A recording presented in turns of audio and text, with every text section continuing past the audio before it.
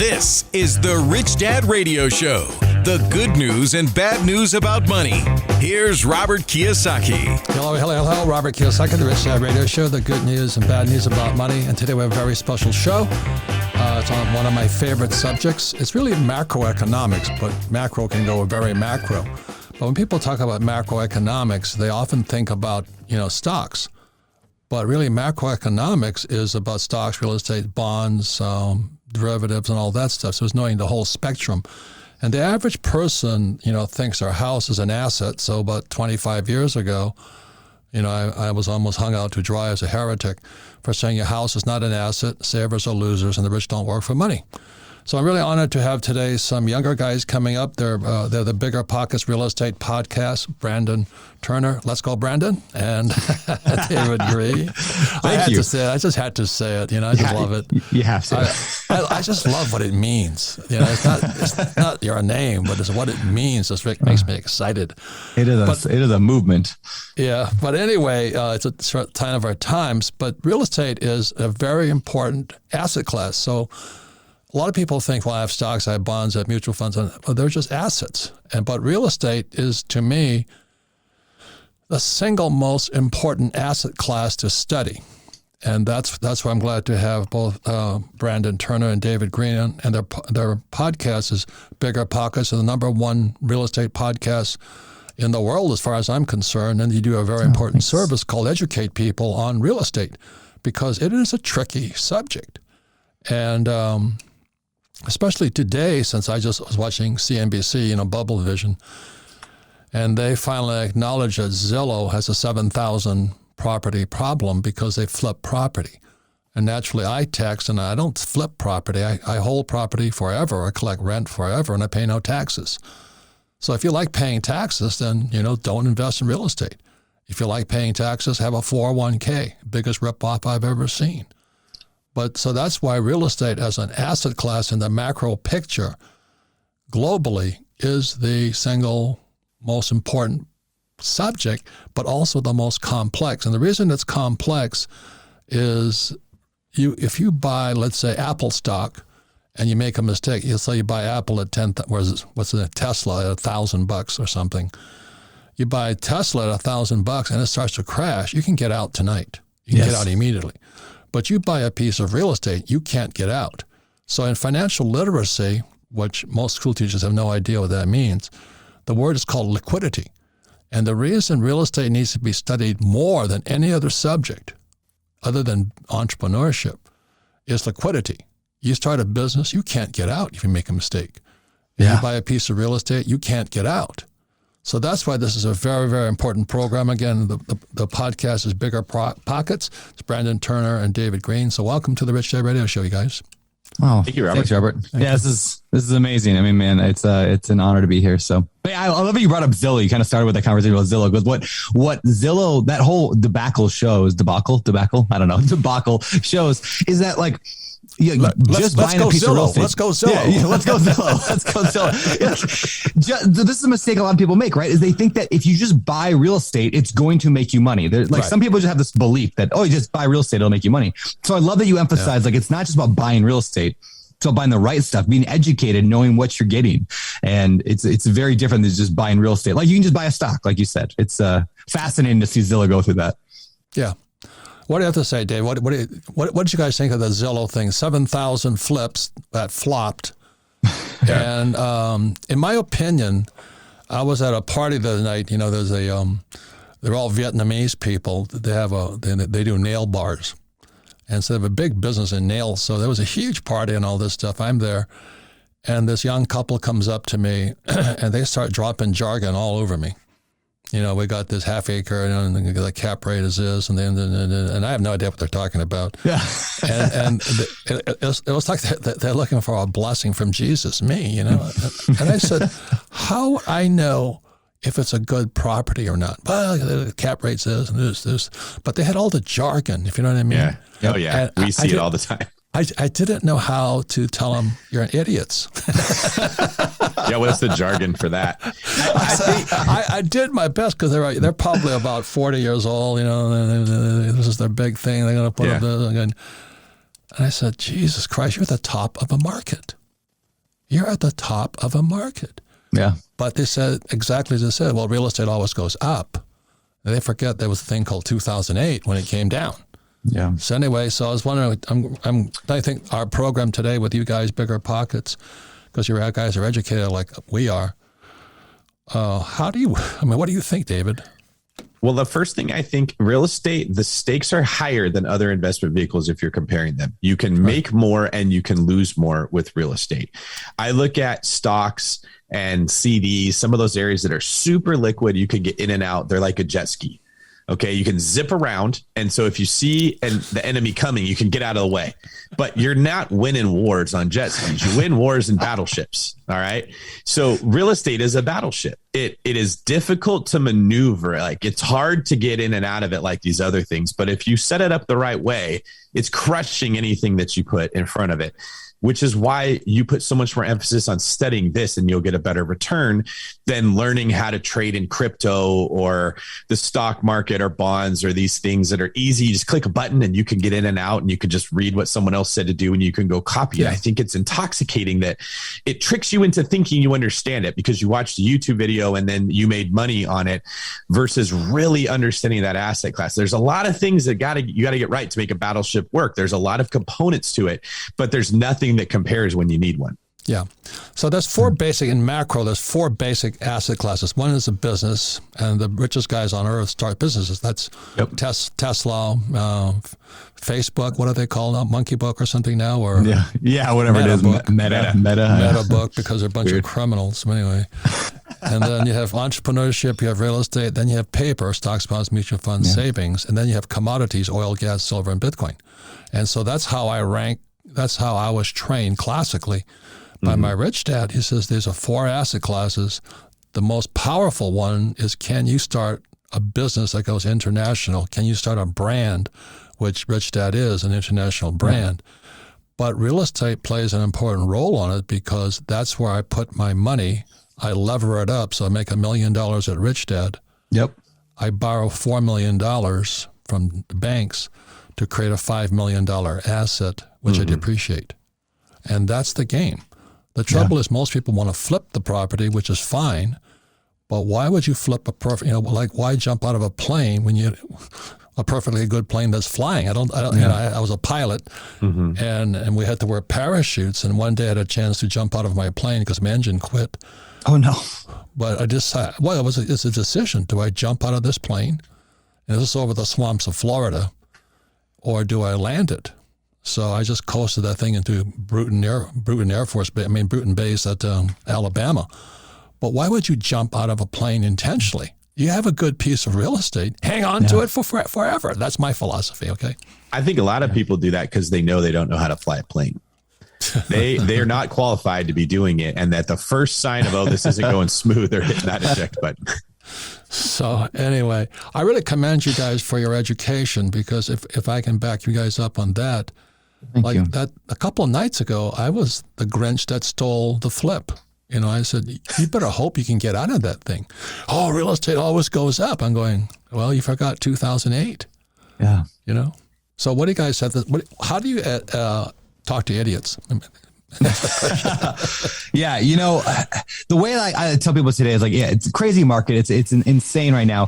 So unless you are significantly better than me, you're not going to be able to do as well as me. Unless you're better than David. We're competing against such a high level people today in a crazy market that we've never seen. So you have to be so good in order to win today. That's what I typically tell people. I'm like, can you honestly say you are the number one best investor at your asset class, in your location, at that price range, in that condition? Can you really say that? And most newbies, no, they watch the YouTube video, read a book, and that's fine. You got to get started somewhere, they're taking action. But I just there's such people, I think, want to go a mile wide when I encourage today, everyone just go a mile deep, get really deep. I don't care if it's crypto. I don't care if it's stocks. I don't really care. Just go a mile deep on something and get good at it.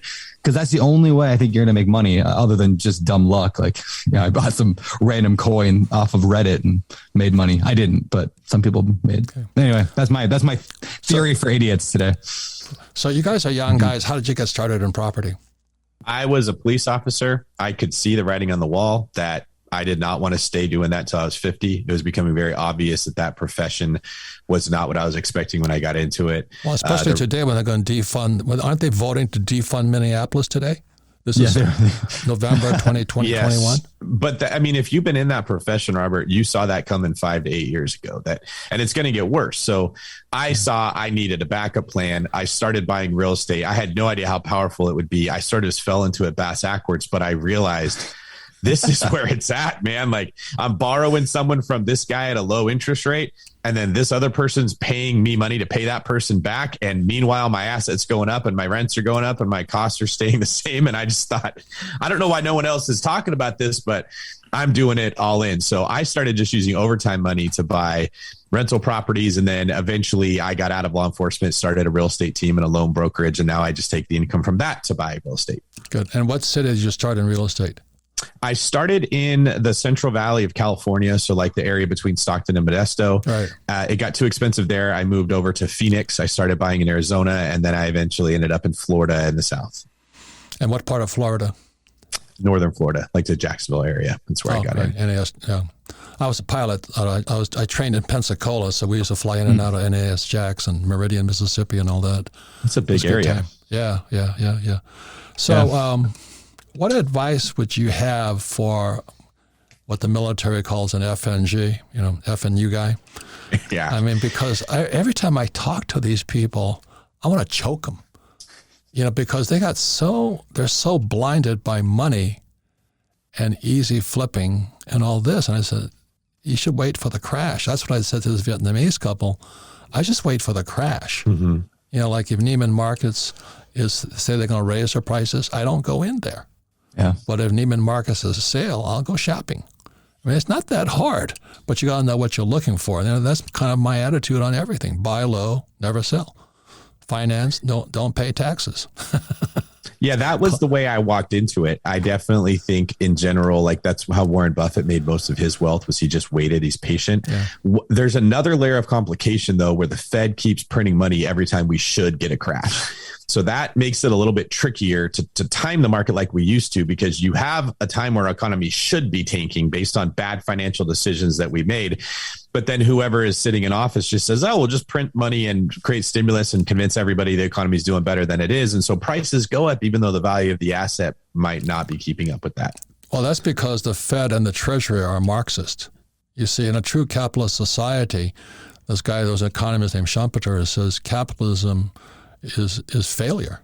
The capitalist is supposed to wipe out the inefficient. So like you think about, what was that? When I was not too long ago, there was Blockbuster Video, and my goofy friend wanted me to invest in Blockbuster Video stores. And thank God I didn't, because what came along was Netflix. It just blew them out of the water. That's capitalism. Yeah. But what happened is when these banks loan money to idiots, instead of letting them crash so that real investors could go back in and clean it up, it was too big to fail. And that's why we're in serious financial trouble today. Any comments there on that? Well, that's such a good analogy, though, a Blockbuster, or a good metaphor. Like, imagine if the government was like, no, we are going to require by law that you have to rent videos from a store. And we're not going to allow to, like, imagine how much different the world would be today. Like, all the technology that came because we had capitalism, we had efficient markets. And so it makes the future much more Wild West, right? Like, we don't know. Like, I feel like for years it was this. It was up and down, up and down, up and down for generations, right? And I got caught when I got started. I started flipping houses because I had the TV show Flip Houses, and then 2008 hit, and all of a sudden I couldn't flip houses anymore. And that's how I discovered rentals. I was like, oh, this is way better. But I don't know. I don't know if the crash is this year, if it's next year, if it's 10 years from now. Is it they just keep printing money forever and it never goes away? So that's why we emphasize so much, on the podcast and everywhere. It's just like the thing they can't take away from you is being in the top 1%, meaning mentally. They can't take that away from you. So whether the market goes down, whether it goes up, if you're smarter than 99% of the population, which is not that difficult to be, right? If you've read an adult book, you're in the top 5%, right? So if you've read a book as an adult, not an adult book, but if you've read a book as an adult, you're already in the top 5%. So if they can't take that away from you. So we're going to be fine no matter what. But Yeah, and I don't know where that market's going. I'm lost, but that's why I listen to guys like you. I'm like, this is weird. Once again, our guests today are from BiggerPockets, real estate #1 podcast for real estate guys. I have tremendous respect for you guys because you do educate. You do. Thank you. You don't just tell them to buy hold or buy and flip, which is dangerous as hell. There's a time to flip and a time not to. I never flip. I buy hold forever. And my wife and I, our plan is we're going to put all the property into a trust, and that trust will go on into perpetuity, long after we're gone, to provide income or charities, that support freedom. But when we come back, we're going to be talking more about real estate. And remember, the biggest problem today is the Fed and the Treasury and this guy Biden. Let's go, Brandon, are communists. They should have let the banks fail, but they didn't.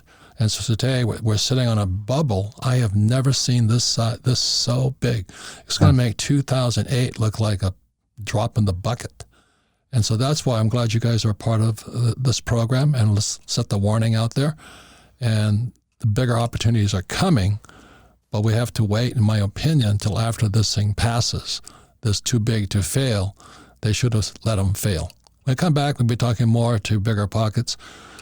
Guests Brandon Turner and David Greene. We'll be right back.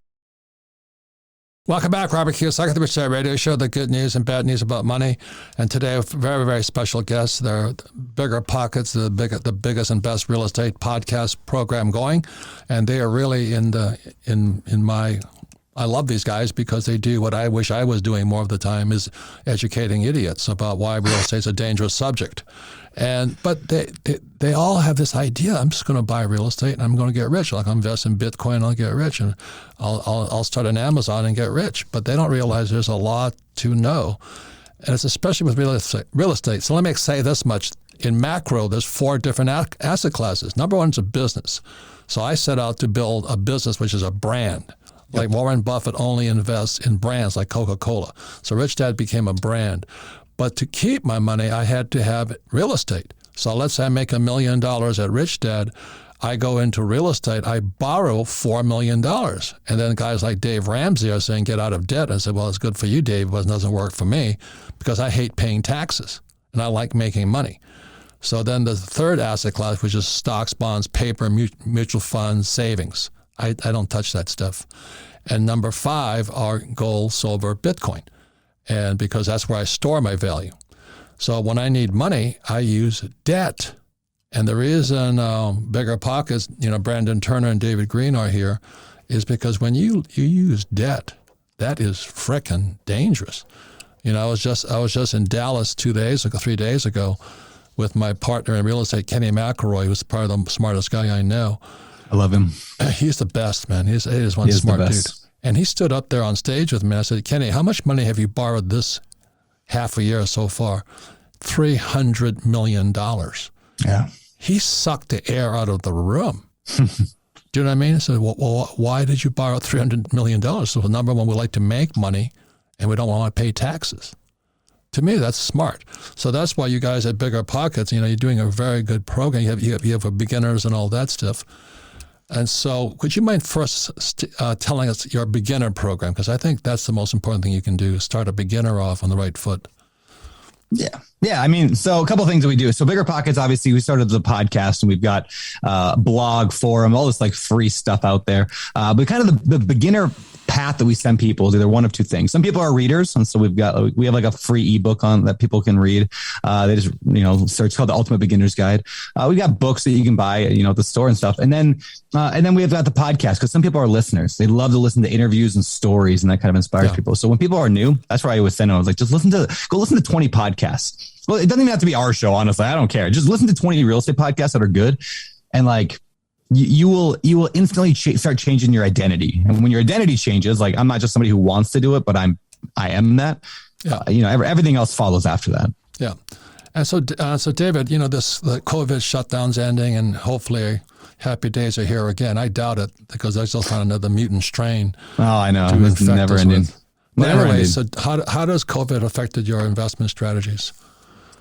I'm hesitant to say it because I don't want it to sound like I'm gloating when other people were hurting, but it was the best year that I ever had financially. Yeah. So My business exploded, tripled what I did the year before, and my investments did very, very well. I picked up new investments. So in general, I know this is a shorter show. I want to zig when everyone else zags. That's something that Warren Buffett said, be greedy when others are fearful and fearful when others are greedy. So we had, the immediate shelter in place, and there was a week period there where banks were literally not lending to people. That was, oh my God, calamity is coming. The entire country is going into a depression because of the virus. And in my opinion, I bet on, no, I think the government will spend our way out of this because it's what we always do. And I think smart people will buy the best real estate. And so there was this little window when everyone was afraid, when I went and bought a couple properties in Maui where Brandon lives, and I bought another really big triple net property in Minnesota. And I cautioned all of our clients, like, look, the fundamentals are very strong for this asset class. The people are just panicking because of what they're hearing in the news. And we put a lot more people in contract than we normally did. And we just ran the numbers. Our average client has made $150,000 in equity on the property. That's the average one. Some people did even better because they took advantage of what the herd was doing when they all just heard someone on the news say this is bad. And they said, okay, it must be bad. And one of the things that I learned from that is you don't want to get your information based on what other people say that don't understand what is happening. You want to learn from experts, people that have done it, and following the herd may make you feel safe. It's oftentimes the most dangerous thing to do. So let me ask you this: with all these people, I mean, I don't follow it because it's not my thing, but they paid people to not pay their rent or something. What did they do? They just gave money to people all over the place. I mean, everyone just got money that needed money at the time. And most of it ended up back in, I think, landlords' pockets, I guess, which, I don't like the printing of money and the free money that's being thrown around, but at least I'm on the receiving end of it, which is okay. But yeah, I mean, I don't know, 3,000 units, something like that total now, 3,000 different tenants. And we saw no problem with people not paying rent. Even when the eviction moratorium ended here just recently, like still nothing happened. People still paid rent. So I think there's a lot of fear that went around. And this is just a fascinating topic of just how the world responds to fear, right? Like some people naturally just freak out, they get scared, they shut up in their house, and they haven't come out of their house in 2 years because they've been afraid, right? Just not leaving. I mean, I have friends that have not left their house. Like they're terrified. Other people, landlords were like, oh, it's all over now. Like nobody's going to pay rent. Anarchy's here and we're all losing our properties. And what I found instead was like, if you just sit down and think logically about it, like how many people are really going to lose their job in this? Most of our, what percentage? Okay. And then what are we going to do if then? How many don't have savings? At the end of the day, when you think logically through this stuff, all the fear goes away and you're like, oh, it's really not going to be that big of a deal after all. And David and I had this conversation beginning, middle, and end of COVID, like the whole thing of like, logically, it's still like real estate's still strong. It's going to make it through. We might have a rough year, maybe, but 20 years from now, who cares? Like it's going to be, as long as we can hold it until then, which is why we buy cash flowing properties, we're going to be fine. What do you think? David, what do you think? I mean, how are your vacancies and all that during this COVID shutdown? Because that's what was afraid of most people. They said, what if the tenants don't pay a rent? Yeah. Well, my motto is, or Kenny's motto is, next stop is the street. Yeah. So that's a great way to put it. If you don't pay your rent, we'll throw you out. But the properties, that's what they shut down, that power. Yes, they shut down the power to throw people out. So what I found was that the properties that I probably shouldn't have bought in the first place that were in less than ideal areas were populated by less than ideal tenants and had nothing to lose. And people with nothing to lose are the ones that take advantage of, well, you can't throw me out. So who cares if you trash my credit score if I get an eviction? Right. The properties that I bought wisely that I knew were better had no problems because even though I wasn't allowed to kick you out, the tenants didn't want that. And they had a measure of integrity in their lives. And so what I came out of from there was sometimes you can get by with blurring the lines of a good investment or not, as long as the tide is rising. But when it goes down, man, it's those ones that you shouldn't have been holding that get exposed. So it just sort of renewed that focus on, I'd rather have less properties in really good areas than more properties in questionable ones. Yeah. For Kenny and I, it's really simple. If there's good jobs. Yes. Like the worst property I ever saw Kenny buy was in San Antonio, Texas. I mean, this place was so bad, I still shudder when I walked into it. I couldn't believe the tenants would trash it that bad. And it wasn't the tenant, it was the owner. He just didn't take care of the place. And we walked into this first unit, and there was a toilet sitting in front of the fireplace.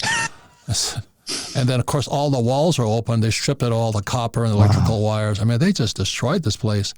And Kenny thought it was the best investment of all. I said, why is that? He says, because it's right next to a hospital. Do you know what I mean? He says, and hospitals will be around for a couple more years. Shopping centers might not be, but hospitals will. So those are the things that make people rich, but sometimes you just don't understand it until you're talking to somebody like Kenny or like you guys as to what really makes real estate a great investment. I love what you said about it wasn't the tenants, it was the landlord. It was the owner's fault. During COVID, the people that I know that had a hard time with tenants paying rent, they were just crappy landlords. They didn't know how to manage property. They didn't have that skill set. They never learned it. But I mean, I own out of my 3,000 units, 2,000 of them are mobile home parks. So I have a lot of really low income tenants. No problem during COVID. I mean, people paid rent. Yeah, we had a few people, bad apples here and there that didn't pay or couldn't pay. But a vast majority, I mean, 98, 99% of our people paid rent on time, didn't take advantage of the system. Why? Because we manage well, because we put emphasis on knowing what we're doing. And we're strict. We don't let people get behind on rent. They get a notice. We treat them like we're training them to do the right things. And for people who treat it that way, it was fine. Good for you guys. So what advice, again, this is the most important thing, because like I said, I was really an asshole the other night. This young couple, Vietnamese, and they're throwing all the jargon. Like I said, they read some books about, I don't even use those terms. Yeah. They had cap rate this and that, and they were throwing all these numbers out. I want to see the property. Do you know what I mean? I got to go kick the tires, look at it. That's what real estate is, not so much the numbers, but location, who's nearby it, where the jobs come from and all this. But they were trying to just razzle dazzle me, and finally I almost lost it. I just said, well, good luck. I won't touch property right now because I think we're at the top. And then this morning, Zillow falters on 7,000 units. And to me, this is deja vu all over again. This is 2008, the subprime mortgage crisis, which was really a repo market crisis. But this one is going to be longer and deeper, in my opinion, because they didn't fix the problem in 2008. They made the problem bigger by letting those criminal banks stay open when they should have folded them. So that's why I'm really thrilled with what you guys are doing, because it's not just about buy, hold, and pray, which most people think and get rich. Any comments on that, Mr. David Greene? Well, the abridged version, what I'll say here is that I tend to look at it like when you kick the can down the road, eventually the bill comes due.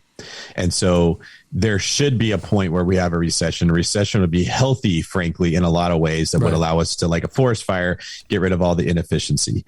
The problem is the rules change based on who is in office. And so real estate investors have to study two things. They have to understand the asset itself, and they have to understand macroeconomics, like you talk about on this show, that affect how to operate. So I look at, I use a football analogy on Ken McElroy's podcast. I did it a few too many times. There were some YouTube comments of people that said, why are we talking about football? But you got to know how to play football. Yes. And then you got to know what rules the NFL is changing so that you adapt your strategy off of that.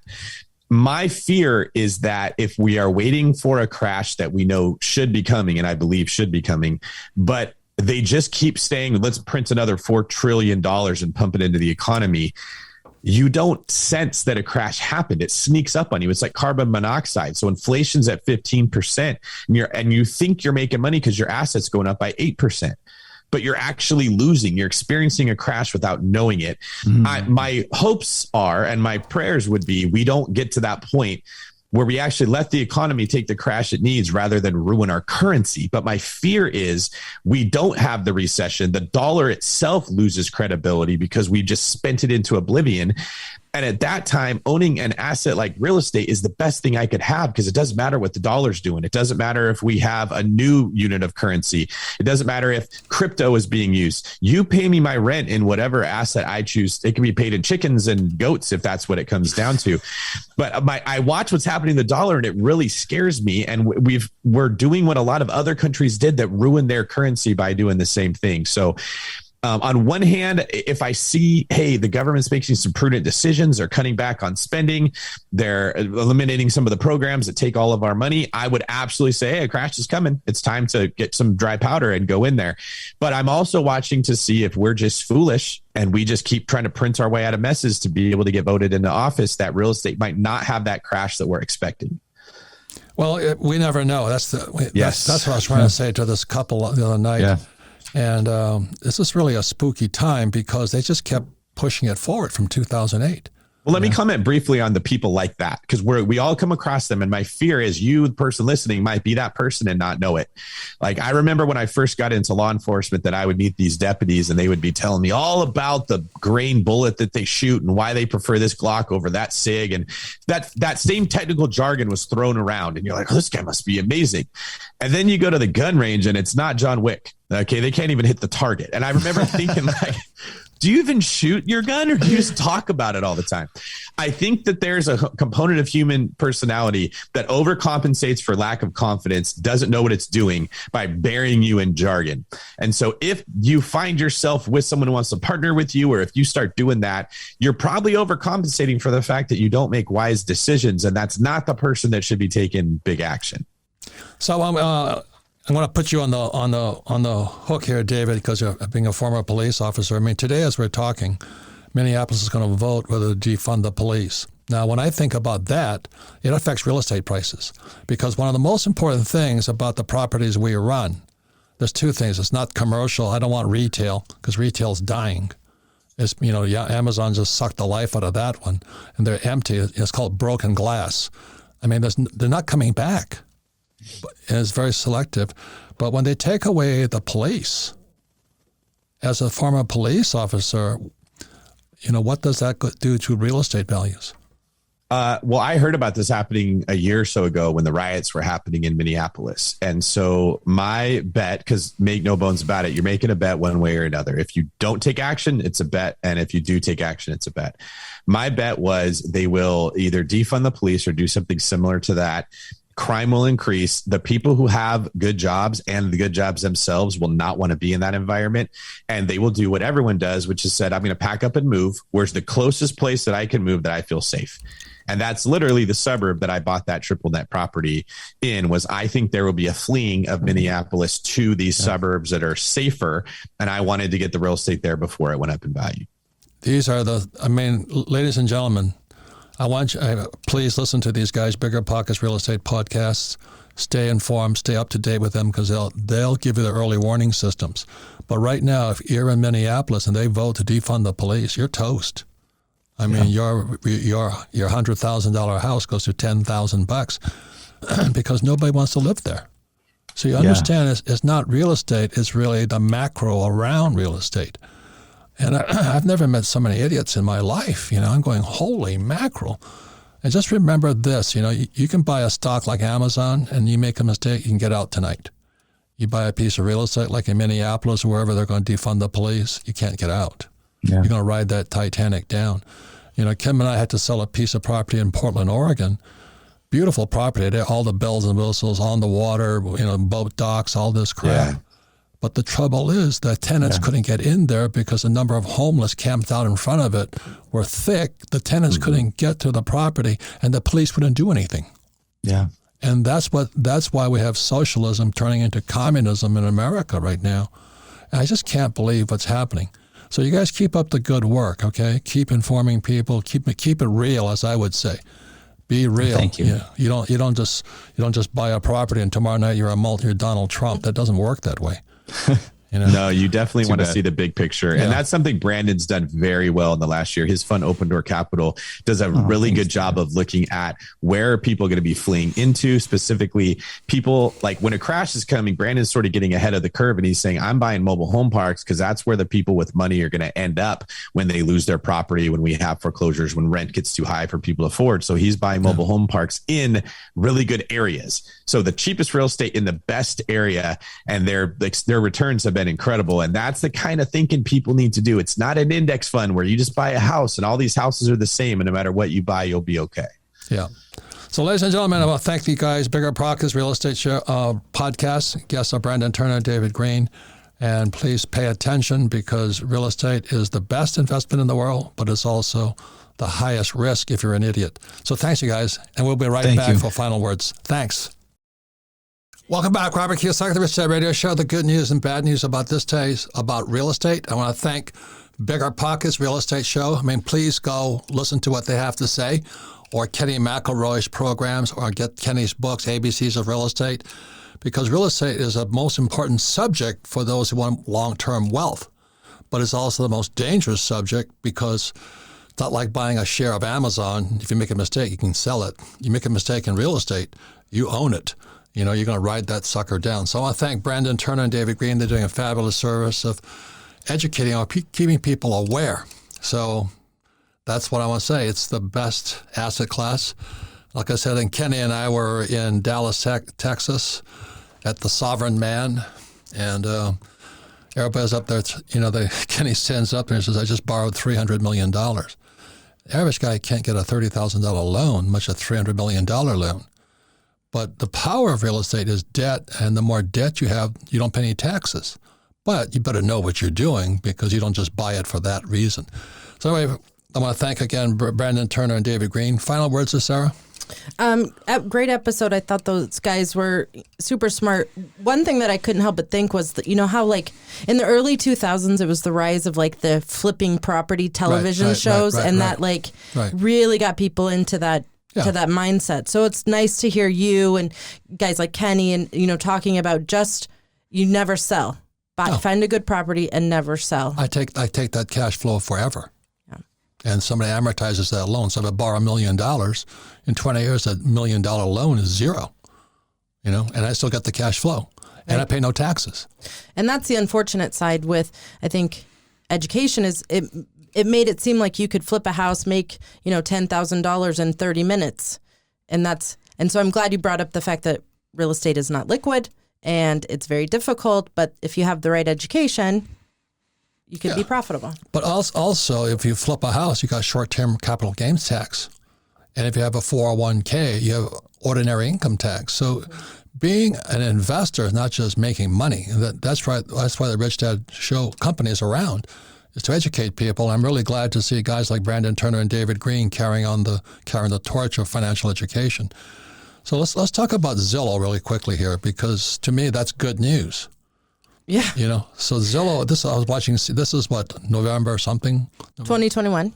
They announced that Zillow had 7,000 properties not turn over. So they had to sell them for less than they bought them for because they were trying to flip them. And Zillow is supposed to be this real estate expert company. My God, how stupid are they? But that's what happens when people want to make a quick buck versus going for cash flow. So again, they're going for capital gains and I go for passive income. There's a very big difference in that. Now, the good news about Zillow is, to me, the top is in right now. I hope the sucker comes down, but they'll probably bail them out again. It's too big to fail when real capitalism is it should fail. The weak shell should get wiped out. But no, the Fed and the Treasury and guys like Biden protect the banks. And they let this incompetence stay alive. So I don't know what's going to happen, but when Zillow goes bad, it's the best thing I can think of. But I want to get back in the market. When markets crash, that's when I want to get back in. So if you guys are right, Kiyosaki said that Zillow's crashed. No, don't be an idiot. And I told that young couple, don't be stupid. Don't give me all this financial literacy jargon, cap rates and discounts this. And I could tell they knew jack. They know jack because it has nothing to do with the numbers. It has to do with the property, their area, the management skills, all this. If it's a business. Right. So when Zillow said they're coming down, I get sexually stimulated going, oh boy, another time to start buying. Because what happened in 2008, soon after it crashed, Kenny and I borrowed another $300 million and we went and bought the best real estate at bargain prices. So don't be a chicken, don't be one of these guys got to wear a mask, got to be a social distance. That's cowardice. Look, this is the best time to be alive, but you've got to be smarter. Right. So if Zillow comes crashing down, celebrate, pop the champagne, suck a couple of drinks, but be smart. Listen to Right. BiggerPockets. Listen to people who know what they're talking about. Real estate is very local.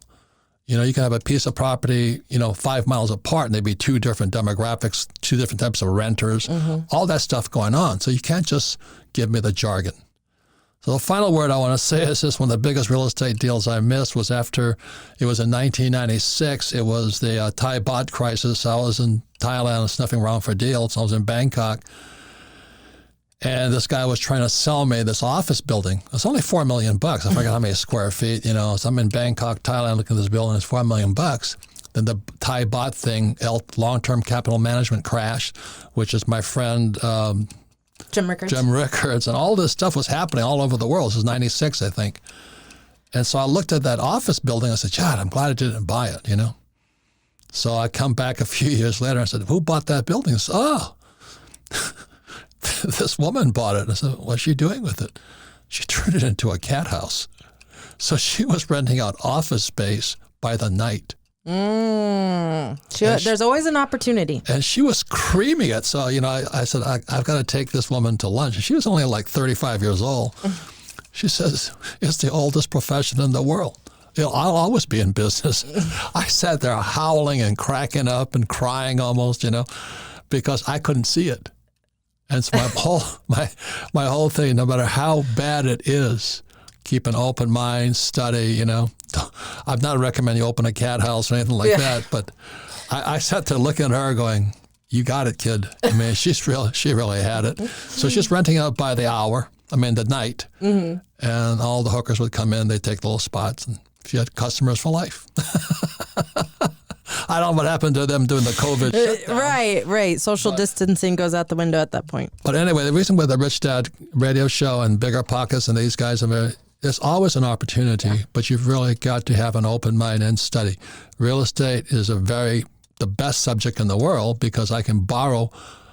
Kenny and I are nearly $1 billion in debt, but it's good debt because somebody's paying it off for us, and we pay no taxes. To be able to do that takes a lot more power than buying a 401k. So thank you for listening to the Rich Dad Radio Show, and keep studying. Thank you. Thank you.